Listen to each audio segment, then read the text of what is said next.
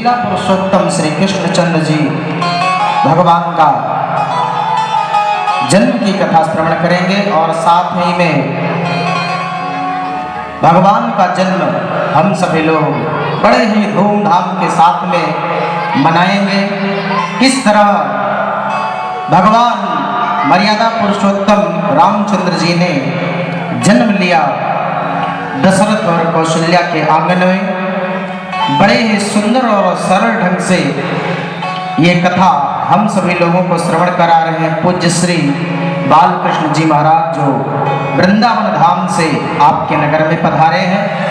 और बड़े ही सुंदर ढंग से उसके पश्चात राम जन्म की कथा श्रवण करने के पश्चात हम सभी लोग बड़े ही सुंदर ढंग से श्री कृष्ण भगवान के जन्म की कथा श्रवण करेंगे। किस तरह कंस के अत्याचारों को सहते हुए वसुदेव ने अपने 6 पुत्रों को कंस के हवाले कर दिया। बड़ी ही सुंदर कथा पूज्य श्री महाराज जी के द्वारा हम सभी लोग श्रवण करेंगे। आए हम सभी लोग सर्वप्रथम आरती कर लें और आरती करने के पश्चात पूजन इत्यादि करके हम सभी लोग कथा श्रवण करेंगे। चले भैया आचमन करा दें, कामनाओं को पूर्ण करें और अपना श्रद्धा सुमन ठाकुर जी के चरणों में अर्पण कर रहे हैं।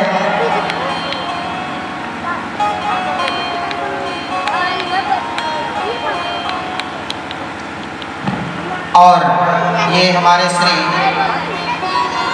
अमित जी हैं, अमित कुमार जी हैं, जो बड़े ही दूर से तेजपुरवा मढ़ौरा के रहने वाले हैं। और हमने आपको पहले भी बताया बड़े ही सुंदर ढंग से उपस्थित होकर भगवान की कथा श्रवण करते हैं। तो थोड़ा ज़्यादा देर तक बैठना पड़ेगा, 10 साढ़े 10 बज जाएगा, 10 सवा 10 तो कल भी बज गया था। और 6 बजे से कथा की गई तो आप लोग 7 बजे आना शुरू कर दिए, तो हम भी किसको सुनाएं? हम भी 7 बजे आते हैं। तो जब 7 बजे आएंगे तो 10:30 बजे आप जाएंगे निश्चित। इसलिए या तो कहिए हम डाक कूद के कथा में भाग जाएं, ये हमारे बस की बात नहीं है। भागवत जी भगवान हैं, हम इनके साथ चोरी नहीं कर सकते, इसलिए कथा हम आपको पूरी सुना के जाएंगे। तो मनु महाराज से 3 कन्या 2 पुत्र हुए, देवहूति, आकृति, प्रसूति। इन तीनों कन्याओं के वंश में कौन कौन आए यह भी हमने सबको बताया। अब 2 पुत्र हैं, 2 पुत्र में प्रियव्रत और उत्तानपाद है। तो उत्तानपाद महाराज की कथा परीक्षित जी ने पूछ लिया तो सुखदेव जी कहते हैं, राजन जाये उत्तानपादस्य वासुदेवस्य कलया रक्षायाम जगत स्थितो जाये उत्तानपादस्य सुनीतिः सुरुचिस्तयो। 2 संतान 2 बेटा हुए मनु महाराज के। कल तो कन्याओं के वंश का वर्णन सुना, उत्तानपाद और प्रियव्रत। सुखदेव जी कहते हैं, राजन उत्तानपाद के 2 विवाह हुए, सुनीति और सुरुचि के साथ। सुनीति बड़ी है, सुरुचि छोटी रानी है। बड़ी रानी की उपेक्षा हो गई, अब तो महल से बाहर कर दिया, दासियों जैसा जीवन व्यतीत कर रही है। और सुरुचि महाराज उत्तानपाद को बड़ी प्रिय है। ये तत्वतः देखें अगर परीक्षित जी तो उत्तानपाद हम ही लोग हैं। अपने माँ के गर्भ में सब उत्तानपाद ही तो रहते हैं, जिसका पैर ऊपर और सिर नीचे। और हम सबकी 2 पत्नी हैं, एक सुनीति एक सुरुचि। ये 2 पत्नी कौन है? ये बुद्धि। 2 प्रकार की बुद्धि है, एक सुनीति जो सुंदर नीति नियम मर्यादा वैदिक धर्म शास्त्रों का आचरण करने की प्रेरणा देती है। एक सुरुचि, सुरुचि का मतलब है मनमानी बुद्धि। चलो ये करो, देखा जाएगा कौन देखा है, कहाँ मिलता है दंड। तो जीव आकर्षित सुरुचि की ओर ज्यादा होता है। हमने बता दिया कि मांसाहार मत करना, शराब मत पीना, लेकिन मनमानी बुद्धि कहाँ ठहरने वाली? अरे पियो, आज देखो कल कौन देखा है, तो हम उसी की बात मान लेते हैं और सुनीति की उपेक्षा कर देते हैं। तो राजा की दो पत्नी सुनीति सुरुचि। सुनीति तो घर से बाहर है, दासी जैसा जीवन व्यतीत कर रही है। सुरुचि खूब राजा को प्रिय है। दोनों के एक एक बेटा है। सुनीति जी से जो बेटा है उसका नाम है ध्रुव, और सुरुचि से जो बेटा हुआ उसका नाम है उत्तम। एक दिन की बात है, ध्रुव जी 5 साल के छोटे से बालक हैं। अपने बाल सखाओं के साथ खेलते खेलते राजा जी के पास पहुंचे। राजा उत्तानपाद सिंहासन पर बैठे थे। ध्रुव के मन में हुआ कि हम भी अपने पिता की गोद में बैठ गए। तो गए तो पिता की गोद में बैठ गए। जैसे पिता की गोद में बैठे, सुरुचि को यह सहन नहीं हुआ कि यह पिता की गोद में बैठा है और पिता राज सिंहासन पर बैठे हैं। तो इस तरह से, तो एक तरह से देखा जाए तो राजगद्दी पर ये बैठ गए। तुरंत आई और ध्रुव जी का हाथ पकड़ के झटक के बाहर कर दिया। दुर्लभे थे मनोरथ, अरे दुष्ट, ये तेरे मन में जो मनोरथ है ये बड़ा दुर्लभ है, चल हट यहां से। ध्रुव जी को बड़ा कष्ट हुआ। कहने लगे, मैया क्या ये मेरे पिताजी नहीं है? तो सुरुचि ने कहा, तेरे पिता तो हैं लेकिन मैं तेरी मैया नहीं हूं। तू मेरे गर्भ से जन्म नहीं लिया है, इसलिए तू इनकी गोद में नहीं बैठ सकता। अब ध्रुव जी को और पीड़ा हुई। उन्होंने कहा, मैया अगर हमें पिताजी की गोद में बैठना हो तो क्या करना पड़ेगा? सुरुचि कहती है, तपसाराध्यम पुरुषम तस्यैवानुग्रहेण में गर्भे त्वं साधयात्मानं यदीक्षसे नृपासनं। देख, तू मेरे गर्भ से पैदा नहीं हुआ है। एक काम करो, जाओ जंगल में तपस्या करो, भगवान मिल जाए तो ये कहना मैं मर जाऊंगा, ये शरीर छोड़ देना, फिर दूसरा जन्म मेरे गर्भ से लेना। यदि क्षसी निपासनम, निप माने राजा की गोद में अगर इस आसन पर बैठना है तो तुम्हें मेरे गर्भ से जन्म लेना पड़ेगा। इस बात से भक्त और भगवान दोनों का अपमान हो गया। अगर कोई भगवान का दर्शन पा जाएगा तो जीवन मरण के बंधन से मुक्त हो जाएगा कि पुनः जन्म में आने की मांगेगा। यानी सुरुचि का गर्भ भगवान से भी बड़ा है। ध्रुव जी को बड़ा ग्लानि हुई, रोते रोते आए, अपने मैया सुनीति के पास आए। रोता हुआ देखकर सुनीति दौड़ी और ध्रुव जी को अंक से लगा दिया। पूछ लिया कि क्या कारण है, क्यों रो रहे हो? तो ध्रुव जी तो रोते चले गए, कुछ बता नहीं पाए। लेकिन ध्रुव जी के साथ में जो बालक थे उन सब ने पूरी घटना बता दी। जब सब बात सुनीति ने सुना तो बड़ा कष्ट हुआ। सोसृज्य धैर्यं विललाप शोकं दावाग्निनां दावलतेव बाला वाक्यं सपत्न्या स्मरतिं सरोज श्रिया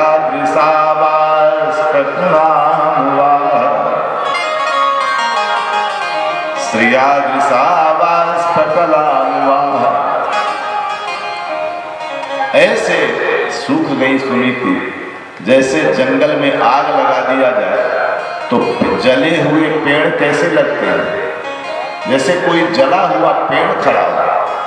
सुनीति ने ये सोच लिया कि आज तक तो मैं दासी जैसा जीवन व्यतीत करते रह गई, अभी बालक धीरे धीरे बड़ा होगा, यह सब बात समझेगा और जब समझने लगेगा तो एक दिन घर में महाभारत होगी। अब मैं क्या करूं? पूछने लगी कि क्या कहा? ध्रुव जी ने कहा, है भैया,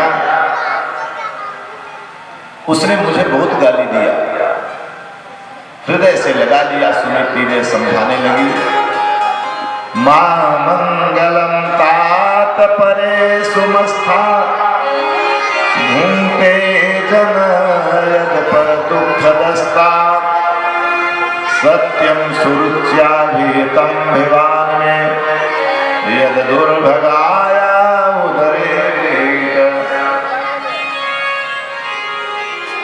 सुनीति कहती है बेटा मां मंगलम, अपनी मैया सुनीति भले सौतेली मां है लेकिन उसके प्रति भी तू अमंगल मत सोचना। तो दुख उन्होंने कहा ध्रुव जी ने कि मुझे बहुत दुख मिला उसकी बात से। सुनीति कहती है संसार में दुख और सुख देने वाला कोई नहीं है। भूमते जनों यद पर दुख दस्ता, सभी जीवों को अपने पूर्व किए हुए कर्मों का फल भोगना पड़ता है। हे बेटा तुम्हारे प्रारब्ध में ही कोई कमी रह गई होगी, यही मान लो। ध्रुव जी ने कहा मैया अगर मुझे गाली दी होती तो मैं मान लेता, लेकिन मेरे सामने तुम्हें भी गाली उसने दिया है। सुनीति ने कहा मुझे क्या गाली दिया? ध्रुव जी ने कहा मुझे अभागा कह देती तो सही था, लेकिन मेरे सामने उसने तुम्हें भी गाली दिया। मुझे कह रही थी तू अभागिनी का बेटा है। तो मैया क्या तू अभागिनी है? ये मैं नहीं सहन कर पाऊंगा। सुनीति ने कहा सत्यम सुरुच्याभिहितं भवाने यद दुर्भगाया उदरे गृहीत।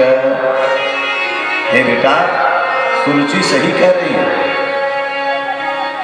तू अभागिनी का ही बेटा है। अगर मैं अभागिनी न होती तो आज महारानी होती। मैं घर के बाहर दासी जैसा जीवन व्यतीत कर रही हूं। तो उसने जो कहा वो सही कहा है। और क्या कहा? तो ध्रुव जी ने कहा उसने कहा कि जाओ जंगल में तपस्या करो, फिर मर जाओ और मर करके मेरे कोख से जन्म लो, तब बैठ सकते हो। सुनीति ने कहा बेटा उसने ये बहुत अच्छी बात कही है। सौतेली मैया है तो क्या हुआ, लेकिन आज तुझे उसने मार्ग बहुत बढ़िया बताया है। देख बेटा तू इन पिताजी की गोद में बैठने के लिए तरस रहा है और मैं तेरी मैया तुझे आज्ञा देती हूँ तू जंगल की ओर चला जा, भगवान का भजन कर। भगवान के भजन में ही सुख मिलेगा और भजन करते करते एक दिन वह जगत पिता तुझे मिल जाएंगे जो सारे संसार के पिता हैं। तू उनकी गोद में बैठ जाना। ये पिता तुम्हें अपनी गोद में नहीं बैठाएंगे तो क्या हुआ? तुम जगत पिता की गोद में बैठो, ये मैं चाहती हूँ। ध्रुव जी रोने लगे मैया तो मुझे जंगल भेजेगी? हृदय पर वज्र रखकर सुनीति ने कह दिया हाँ, क्योंकि अगर ये रहेगा घर में धीरे धीरे बड़ा होगा तो बात और बढ़ती जाएगी, एक दिन बाप के सामने खड़ा हो जाएगा। इसलिए सुनीति ने अपने हृदय पर वज्र रख करके ध्रुव जी को कह दिया कि जंगल जाओ और तपस्या करो। ध्रुव जी तैयार हो गए, बोले मैया ये बताओ कि भगवान मिलेंगे कहाँ? सुनीति ने कहा भगवान तो सब जगह मिलेंगे, हरि व्यापक सर्वत्र समान, प्रेम प्रगट हो ही मैं जाना। व्यापक सर्वत्र समान, प्रेम प्रगट होए मैं जाना। अग जग में सब प्रगट हो जग में सब रहित विरागी, प्रगट होए जिमागी। हरि व्यापक सर्वत्र समाना,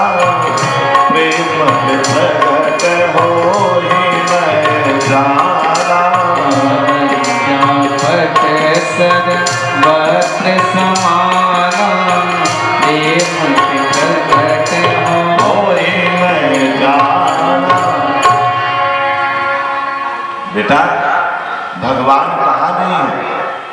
भगवान तो सब जगह है। तुम्हारी श्रद्धा जहाँ पुष्ट हो जाए, तुम्हारा विश्वास जहाँ टिक जाए, तुम्हारी निष्ठा जहाँ सिद्ध हो जाएगी, वह जगत पिता परम ब्रह्म परमेश्वर वहीं पर प्रकट हो जाएगा। जैसे लकड़ियों के बीच में अग्नि रहती है और घर्षण करने पर वह प्रकट हो जाती है, उसी प्रकार के प्रकृति के कण कण में भगवान है। श्रद्धा और भक्ति भाव से वही भगवान प्रकट हो जाता है। लेकिन जब तक आग लकड़ी में घर्षण नहीं करोगे तो अग्नि प्रकट नहीं होगी। तो घर्षण माने साधना करो, भगवान का भजन करो, भक्ति करो, भगवान की कथा सुनो, और जब कथा सुनते सुनते मन सिद्ध हो जाए तो भगवान का ध्यान करो, एक दिन भगवान प्रकट हो जाएगा। चल पड़े, मैया की परिक्रमा लगाया, प्रणाम किया, ध्रुव जी चल पड़े। रास्ते में चले जा रहे हैं जंगल में, नारद जी मिल गए। नारद जी ने पूछ लिया कि तुम कौन हो? सारी समाचार जब ध्रुव जी ने बता दिया तो नारद समझाने लगे, परीक्षा लेने लगे कि ये छोटा सा 5 साल का बालक इतनी बड़ा संकल्प लेके चल रहा है। नारद जी ने समझाया, बेटा नाधुनाप्यमानं ते सम्मानं वापि पुत्रकः लक्ष्याम कुमारस्य सक्तस्य क्रीडनादिषु। ये छोटे से उम्र में बेटा मान अपमान किसका नहीं हो जाता? कौन ही छोटे छोटे बच्चों को कान पकड़ के मार देता? तो इतनी कम उम्र में इतना अपमान मत मानो, अभी तुम्हारी खेलने कूदने की उम्र है। इसलिए मेरी बात मानो, घर चले जाओ। ध्रुव जी ने कहा नहीं, हम जब तक भगवान को नहीं पा जाएंगे और उस जगत पिता परमेश्वर की गोद में नहीं बैठ जाएंगे तब तक हम घर नहीं जाएंगे। नारद जी ने पुनः समझाया, मुनयः पदवे म्यस्य निसंगे नोरुजन्मभिः न विदुर्मृगयं तोपि तीव्र योग समाधिना। अरे बेटा, जिस भगवान को प्राप्त करने के लिए तू जा रहा है, निसंगेनो रुजन्मभिः, कई जन्म जन्मांतर तक बड़े अमलात्मा विमलात्मा साधक सिद्ध योगेंद्र मुनीन्द्र तपस्या करते करते शरीर में दीमक लग गया, लेकिन न विदुर मृगयं तोपि, एक झलक भी भगवान की उन्हें नहीं मिली। अब तू तो कुछ जानता नहीं है, 5 साल का छोटा सा बालक कैसे भगवान को पाएगा? तो उन्होंने कहा, ध्रुव जी ने, कि आपकी बात सही है, लेकिन मेरी सौतेली मैया के द्वारा जो दुर्वचन रूपी बाण है वो मेरे हृदय को छलनी कर रहे हैं, इसलिए मैं कुछ भी सहन करने को तैयार हूं। नारद जी ने कहा, जंगल में बड़े बड़े जानवर रहते हैं, शेर रहते हैं, किसी दिन तुम्हें नाश्ता कर जाएंगे, न भगवान मिलेंगे न कुछ मिलेंगे, तुम भी चले जाओगे। ध्रुव जी ने कहा, मुझे वह भी मंजूर है, लेकिन मेरी मैया ने कहा है कि जगत पिता की गोद में बैठ के तभी मेरे पास आना, तो मैं अपनी मैया के वचन को सत्य करूंगा। तब नारद जी समझ गए। नारद जी ने जब देख लिया कि चेला पक्का है, तब नारद जी ने कहा, बेटा एक काम कर। क्या? बोले, भगवान को जब पाने के लिए 3 चीज बहुत जरूरी है। क्या? पहला तो सबसे बड़ी बात यह है, समर्थ गुरु का संरक्षण मिल जाए, गुरु योग्य मिल जाए, धोती लंगोटी और कपड़ा ओढ़ना लत्ता समेटने वाला गुरु न अपना कल्याण कर पाएगा न तुम्हें भव से पार कर पाएगा। जिन्हें वेद शास्त्र धर्म ग्रंथों का अध्ययन नहीं है, साधक नहीं है, वह न तो तुम्हारा कल्याण करेगा न अपना। इसलिए ब्राह्मण हो, विशुद्ध ज्ञान से संपन्न हो, ऐसे ब्राह्मण को उससे पहले गुरु मंत्र लेना चाहिए और फिर इसके बाद साधना करो और साधना के लिए उपयुक्त स्थान की जरूरत पड़ेगी। तब ध्रुव जी ने कहा, महाराज तो आपसे योग्य गुरु हमें कहाँ मिलेगा, इसलिए आप ही कृपा करके हमें गुरु मंत्र दे दीजिए। नारद जी ने वहीं जंगल में 12 अक्षर मंत्र ओम नमो भगवते वासुदेवाय, यही मंत्र ध्रुव जी के कान में फूंक दिया और बताया कि बेटा अब तुम यहां से चले जाओ। कहां? बोले वृंदावन में जाओ। वृंदा पुण्यम मधुवनम यत्र सानिध्यम नित्यदा हरे, जहां भगवान श्री कृष्ण का नित्य निवास है, ऐसे यमुना के पावन पुलिन पर जाकर तुम भजन करो। नियम बता दिया। पहुंच गए ध्रुव जी और नियम के अनुसार भजन करने लगे। नियम कैसा है सुनते जाइएगा। पहले महीना में जब भजन किया, तपस्या किया, तो 3 दिन का व्रत लिया, नारद जी ने जैसा बताया था। तिरात्रांते 3 दिन 3 रात्रि के बाद चौथे दिन व्रत तोड़ देते, फिर 3 दिन का व्रत। और चौथे दिन व्रत तोड़ते तो क्या ले रहे हैं? बोले कपित्थ बद्रासन। कपित्थ बद्रासन माने बैर और कपित्थ माने कैथ। 3 दिन तक कुछ भी नहीं, चौथे दिन कैथ और बैर खा लेते, फिर 3 दिन तक तपस्या। पहला महीना बीत गया, दूसरा महीना लग गया, साधना और कड़ी हो गई। द्वितीयंच तथा मासम षष्ठे खष्ठे अर्भको दिने। अब व्रत कितने दिन का हो गया? 6 दिन का। अब कैथ बैर छोड़ दिया। तृण पर्णादि भी, तृण माने घास, पर्ण माने पत्ता। अब घास और पत्ता खा के 6 दिन व्रत, फिर 7वें दिन घास पत्ता खाएं, फिर 6 दिन व्रत। तीसरा महीना लग गया। तृतीयं चानयन मासम नवमे हनि। अब व्रत कितने दिन का हो गया? 9 दिन का। अब घास और पत्ता भी खाना छोड़ दिए। अब भक्षोत्तम श्लोक उपाधावक समाधिना। अब घास पत्ते कैथ बैर सब छोड़ दिया। सुखदेव जी कहते हैं, राजन अब वह ध्रुव जी केवल जल पी लेते हैं, वो भी 9 दिन नहीं, 10वें दिन जल पीते हैं। चौथा महीना लग गया, तपस्या और कड़ी हो गई।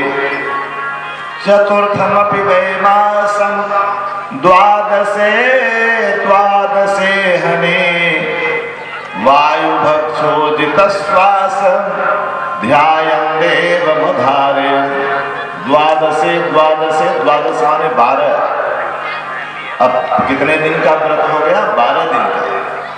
और 12 दिन के बाद अब जल भी नहीं ले रहे। वायु भक्षोदित श्वास, और खाली वायु पी लेते हैं, वो भी 12 दिन नहीं, एक बार। और फिर 12 दिन तक हवा भी नहीं पीते। फिर 12वें दिन ही दूसरे 12 वायु का जो है भक्षण करते हैं। 4 महीना बीत गया। अब 5वां महीना लग गया।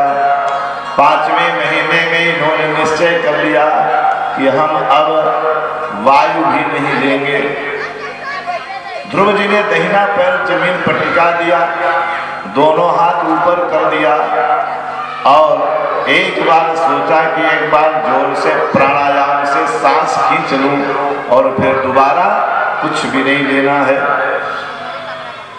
तो 5वें मासिनु प्राप्ते जित श्वासो नृपात्मजः ध्यायन् ब्रह्म पदैकेन तस्थौ प्राणुरिवाचलः। जो जोर से प्राणायाम करके सांस खींच लिया, तो भगवान की ऐसी कृपा, इतना तेज आ गया था इस बालक में कि उस सांस के माध्यम से चराचर जगत के सारे प्राणियों का प्राण ही खिंच गया। बात समझिए, सारे संसार में, जल में, थल में, नभ में जितने जीव जंतु, देव, धनुज, नर, किन्नर, असुर, गंधर्व जितने प्राणी थे, उन सबके शरीर का प्राण ही खींच लिया ध्रुव जी ने। तब सारे देवता, ऋषि सब छटपटाने लगे, सब दौड़े दौड़े भगवान की शरण में गए और भगवान से कहने लगे, त्राहि माम, त्राहि माम। भगवान ने कहा, क्या हुआ? तो देवताओं ने कहा, नैवम विदामो, हम लोग कुछ भी नहीं जानते हैं कि हुआ क्या है, लेकिन भगवान प्राण रोधम, हम सबके प्राण अवरुद्ध हो गए हैं। अगर जल्दी आप नहीं करेंगे तो आपकी बनाई हुई सारी सृष्टि निष्प्राण हो जाएगी। विधेहि तन्नो वृदनाति मोक्षम, प्राप्ता वयं त्वां शरणं शरण्यं। हम सब आपकी शरण में आए हुए हैं, इसलिए हमारी रक्षा करो। भगवान ने कहा कि ठीक है, थोड़ी हल्ला बंद करो, हमें विचार करने दो। भगवान ने प्रबंध करके विचार करने लगे कि ये माया किसकी है। तो जब आंख बंद करके देखा तो सुनीति का वही बालक, 5 साल का बेटा ध्रुव उनकी नजर में आया। भगवान का शरीर रोमांचित हो गया और सभी देवताओं से कहने लगे, मां भैष्ठ चिंता मत करो, तपस्वो दुरतया, एक बालक बहुत घनघोर तपस्या कर रहा है। वह कौन है? बोले, यतो ही है प्राण निरोधयासे, उत्तान पाद संगतात्मा। उत्तान पाद का बेटा जो ध्रुव है, उसने तपस्या करके मेरी आत्मा को खींच लिया है और अपनी आत्मा में उसने मुझे कैद कर लिया है और उसने मुझे ही अपने आत्मा में बंद कर लिया है। इसलिए सारे सृष्टि को प्राण मेरे ही द्वारा मिलता है और उसने मुझे ही अपने आत्मा रूपी पिंजरे में बंद कर लिया है। इसलिए अब तो मैं भी कुछ नहीं कर सकता। तब सारे देवता परेशान हुए कि आप भी कुछ नहीं कर सकते। बोले, हम करेंगे कैसे, क्योंकि अब हम अपने बस में नहीं हैं। अगर वह बालक के हृदय से हम छूटे तब तो कुछ करें। सारे देवता बोले, महाराज कुछ तो करो, नहीं आपकी बनाई सारी सृष्टि समाप्त हो जाएगी। भगवान ने कहा, तो चिंता मत करो, मैं जा रहा हूँ। तुरंत गरुड़ पर सवार हुए भगवान नारायण और मधुबन की तरफ दौड़ पड़े। सहस्त्र शीर्षा गतो गरुत्मता, मधोर बलम भृत्यागतः। मधुबन की ओर दौड़ पड़े। तो मधुबन की ओर किस लिए जा रहे हैं? आज क्या अपने भक्त को दर्शन देने जा रहे हैं क्या? तो सुखदेव जी ने कहा, नहीं नहीं, आज तक तो भक्त को दर्शन देने जाते थे, लेकिन आज भगवान अपने भक्त ध्रुव का दर्शन करने जा रहे हैं कि चल करके देखें छोटा सा बालक कौन है।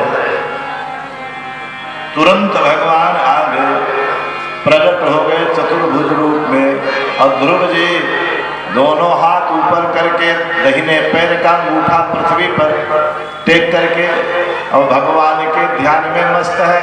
अब तो भगवान उनके आत्मा में ही दिखाई दे रहे हैं, इसलिए बाहर वाला भगवान खड़ा है, उससे कोई लेना देना नहीं है। अब तो आत्मा में ही उसका प्रकाश फैल गया। तो भगवान ने सोचा, बहुत देर तक तो ध्रुव को देखते रह गए। भगवान ध्रुव को देख देख कर भगवान के नेत्र सजल हो गए, भगवान के अश्रु गिरने लगे। फिर सोचे कि बहुत देर हो जाएगी, तो अपना शंख ध्रुव जी के गले में स्पर्श करा दिया। जैसे ध्रुव जी के गले में शंख का स्पर्श हुआ, ध्रुव जी का ध्यान भंग हो गया। जैसे ध्यान भंग हो गया, भगवान को अवसर मिला और तुरंत भगवान आत्मा से निकलकर बाहर प्रकट हो गए। बोल चतुर्भुज भगवान की जय। तुरंत भगवान सामने खड़े हो गए। योग तब ध्रुव जी ने देखा कि भैया ने बताया था 4 भुजा शंख चक्र गदा पद्मवाला से विभूषित ऐसे भगवान होते हैं। तो ध्रुव जी ने सोचा लगता है भगवान आ गए।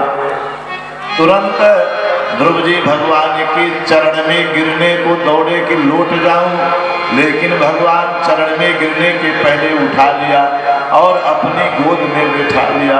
आज ध्रुव जी को परम पिता जगत पिता की गोद मिल गई। सौतेली मैया ने पिता की गोद से भगा दिया तो ध्रुव जी को भगवान का गोद मिल गया। भगवान की गोद में बैठ गए। भगवान अपने हाथ से कमलवत हाथों से ध्रुव जी के सिर पर हाथ घुमाने लगे और नेत्र से आंसू पोंछने लगे।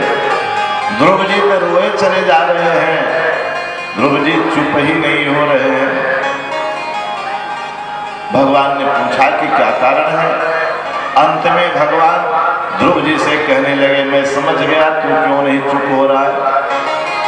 यहाँ तक आने में मुझे 5 महीना लग गया और मेरे लल्ला को 5 महीने तक बहुत कष्ट उठाना पड़ा। मेरे कारण तुमको भूखा प्यासा रहना पड़ा, इसीलिए मेरा बेटा हमसे नाराज होकर बात नहीं कर रहा है, रोए जा रहा है। तब ध्रुव जी ने कहा नहीं नहीं, इसका कारण ये कारण नहीं है।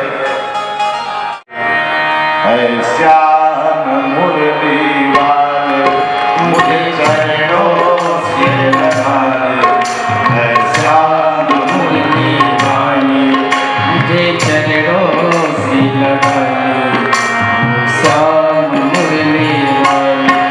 मेरी श्वास श्वास में तेरा, मेरी श्वास श्वास में तेरा है नाम मुरली वाले, मुझे चरणों से लगाने, श्याम मुरली वाले मुझे चरणों से लगाने, मेरे श्याम मुरली वाले। मेरी श्वास श्वास में तेरा, मेरी श्वास श्वास पे तेरा है नाम मुरली वाले, मुझे चरणों से लगाने, घनश्याम मुरली वाले। मुझे चरणों से लगाने, ओ श्याम मुरली वाले। गुरु जी के साथ मिलकर सब लोग गाइए, क्या पता हमारा भी नंबर लग जाए।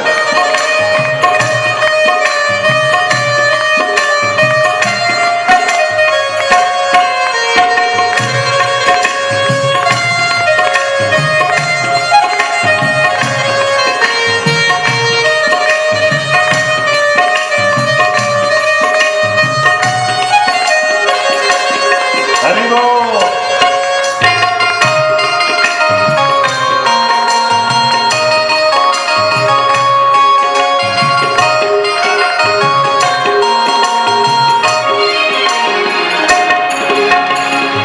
तुम हो दया के सागर, जन्मों का मैं हो प्यासा। तुम हो दया के सागर, जन्मों का हूँ मैं प्यासा।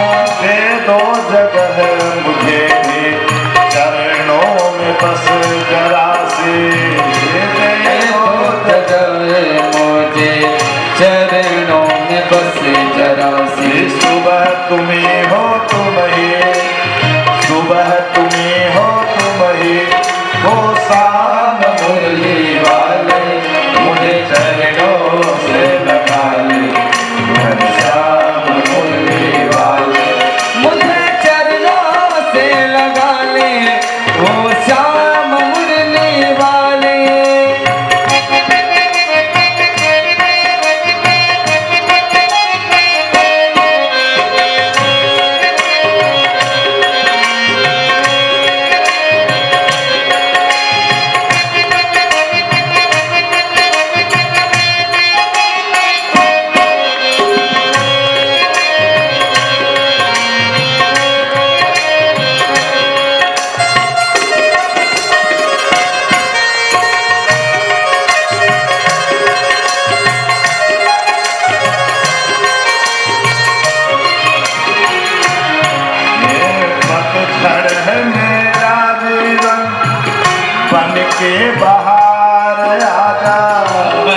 पतझड़ है मेरा जीवन बन के बाहर आजा।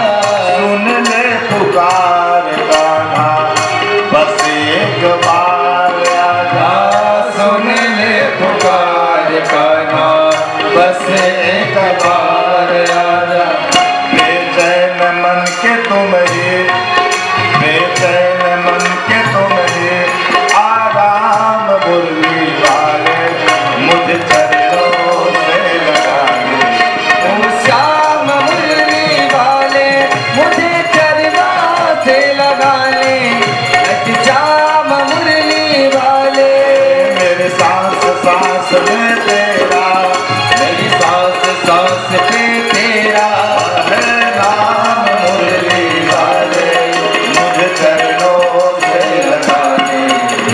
श्याम मुरली वाले मुझे चरणों से लगा ले। श्याम मुरली वाले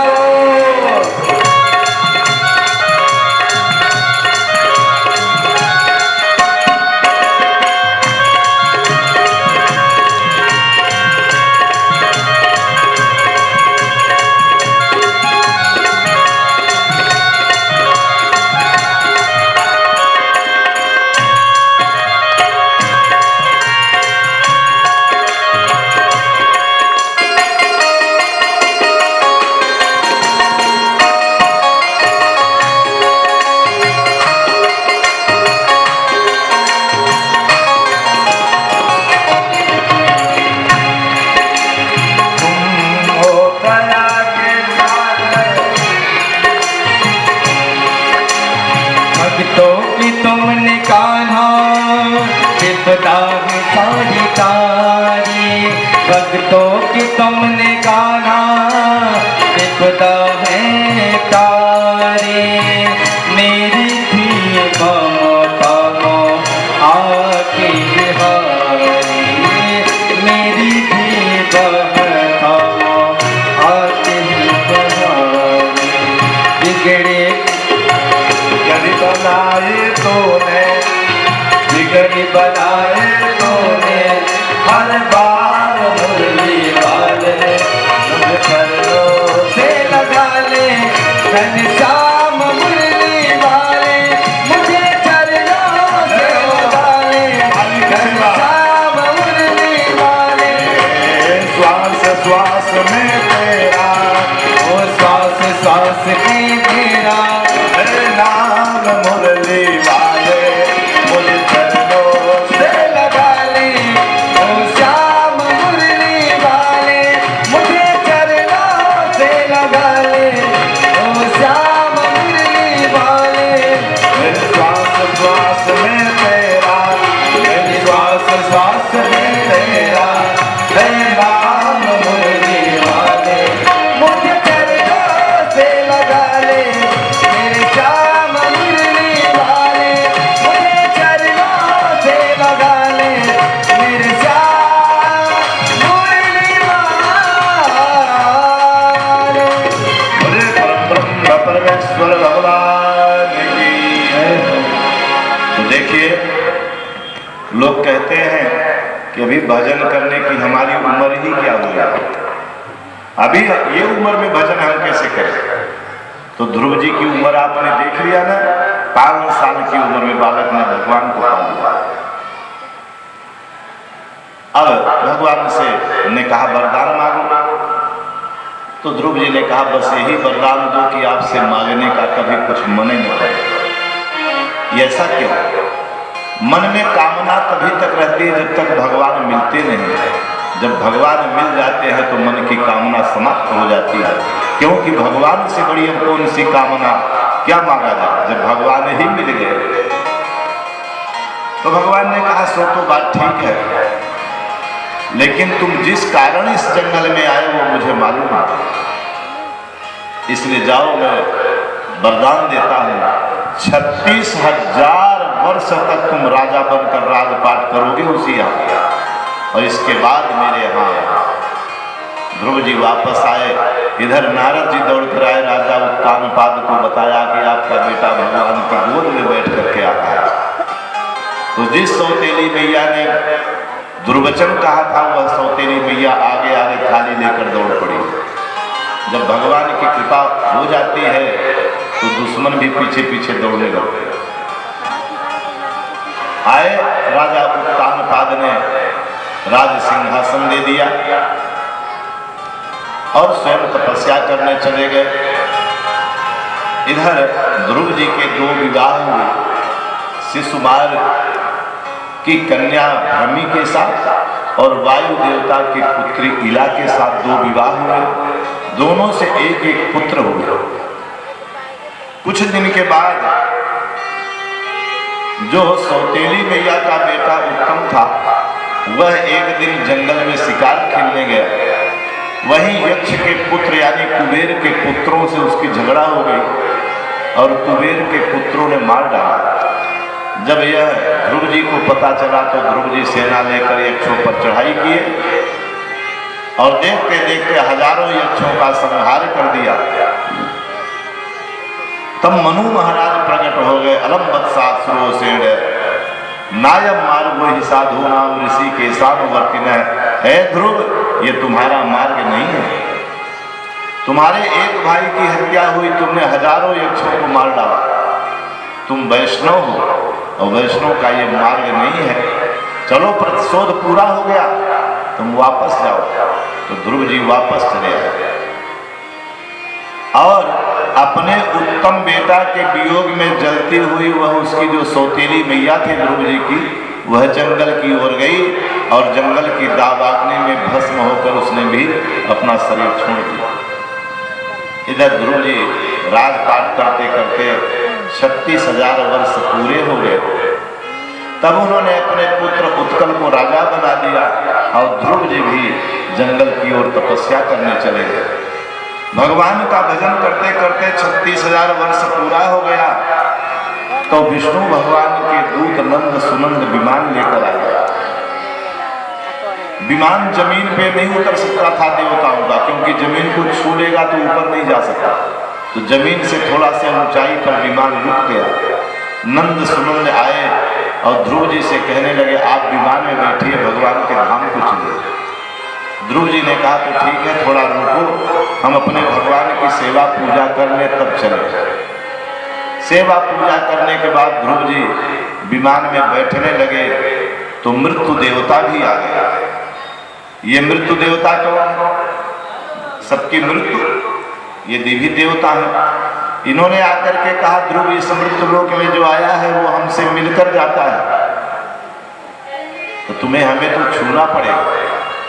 ध्रुव जी ने कहा अगर मृत्यु को ही छूना पड़ा तो भगवान की कृपा का क्या मतलब होगा? तो मृत्यु देवता कहे देखो ध्रुव, आप तो बिना स्पर्श किए शरीर जाने वाले हो, लेकिन इस मृत्यु लोक से शरीर सहित कोई नहीं गया, शरीर यही छोड़ना पड़ता। तो अगर शरीर नहीं छोड़ रहे हो तो कम से कम हमें छू लो तो मेरा मान रह जाएगा। ध्रुव जी ने कहा क्या करूं? तो मृत्यु देवता विमान के नीचे बैठ गए और बोले इस विमान पर आप चढ़ेंगे कैसे? मेरे सिर पर पांव रखिए और इसी विमान पर बैठ जाइए। तो मृत्योर मूर्धनिम पदम दत्वा आरूढ़ भूतम गृहम, मृत्यु जिससे सारा संसार भयाक्रांत रहता है वह मृत्यु भी ध्रुव के सामने नतमस्तक हो गया और मृत्योर मूर्धनिम पदम, मृत्यु के खोपड़ा पर सिर रख करके ध्रुव जी विमान में चढ़ गए। बोल भक्त वत्सल भगवान। इधर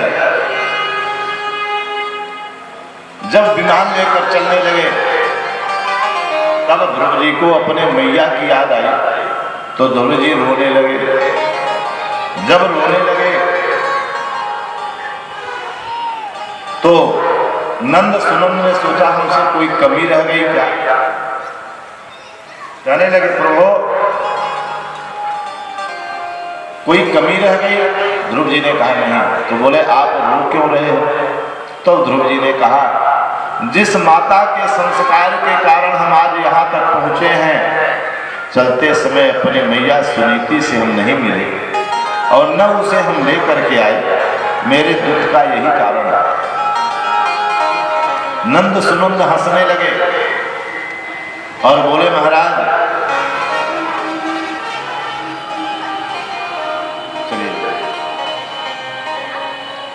तो नंद सुनंद हंसने लगे, बोले महाराज जिसके कारण आप आए हैं, जिस मैया के कारण आप दुखी हो रहे हैं, वो माता कहीं और नहीं है।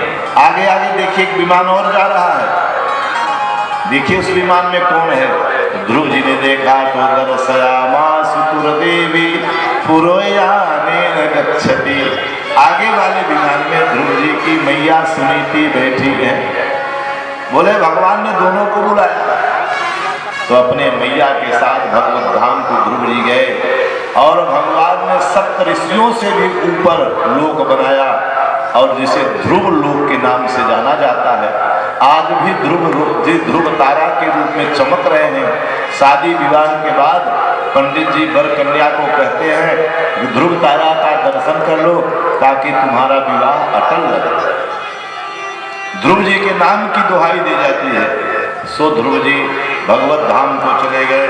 बोलिए वृंदावन बिहारी लाल की जय। श्रीमन नारायण नारायण नारायण नारायण नारायण भजुमन नारायण नारायण नारायण भजमन नारायण नारायण नारायण श्रीमन नारायण नारायण नारायण श्रीमन नारायण नारायण नारायण बद्री नारायण नारायण नारायण बद्री नारायण नारायण नारायण भजमन नारायण नारायण नारायण भजमन नारायण नारायण नारायण। फिर इन्हीं के वंश में आगे चल करके महाराज अंग हुए। अंग के पुत्र वेन हुआ। वेन बड़ा नास्तिक था। वेन के शरीर से मंथन करने के बाद उसी के शरीर से पृथु भगवान प्रकट हुए और पृथु भगवान ने ये जो पेड़ पौधे वृक्ष वनस्पतियां नगर ग्रामों की संरचना किया। इस तरह से ध्रुव जी के वंश का वर्णन आप लोगों ने सुना। मनु महाराज के दूसरे पुत्र हुए प्रियव्रत महाराज। सुखदेव जी कहते हैं राजन ध्यान से सुनो, ये प्रियव्रत भी बड़े तपस्वी थे। एक बार प्रियव्रत के मन में इच्छा हुई कि रात क्यों होती है।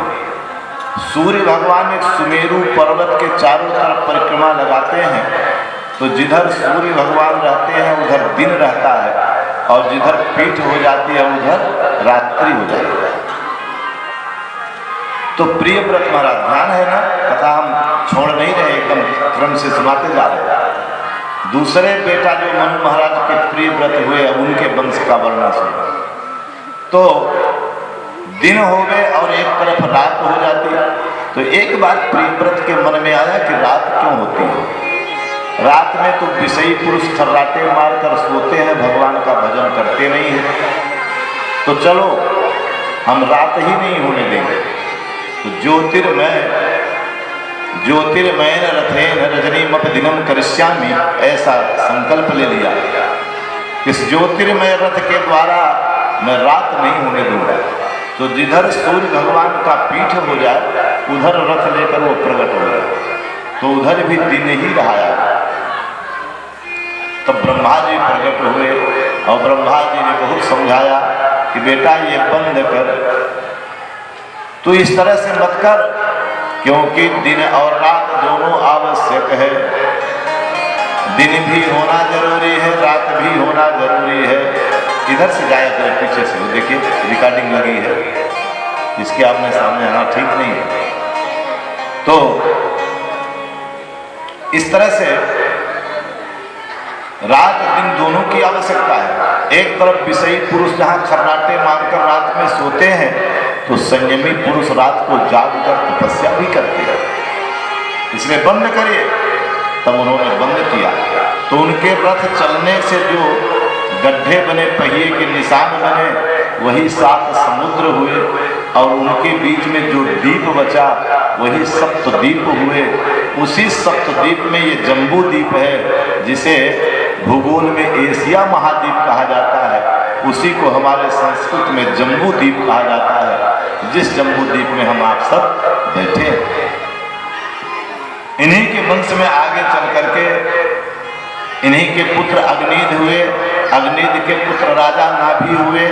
नाभि के गर्भ में नाभि के कोई बेटा नहीं था। तपस्या किया तो भगवान प्रकट होकर के वरदान दिए कि हम ही तुम्हारा बेटा बनेंगे। तो राजा नाभि से आगे चलकर भगवान ही ऋषभ देव के रूप में पुत्र बन करके आए। बोली ऋषभ देव भगवान की जय। ऋषभ देव